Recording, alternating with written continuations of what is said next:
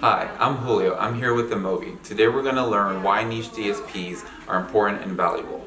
Not all DSPs are the same. Some are omnichannel while others are niche. Today we're going to dive into why these are different. An omnichannel DSP is meant to be a one-stop solution designed for a variety of channels like audio, mobile, video, OTT, etc.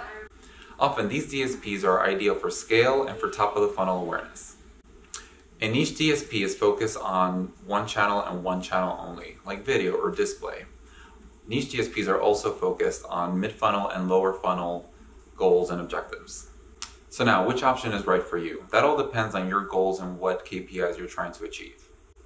If you have an app business and want new users with a high lifetime value, then a niche DSP with an in-app focus is ideal for you.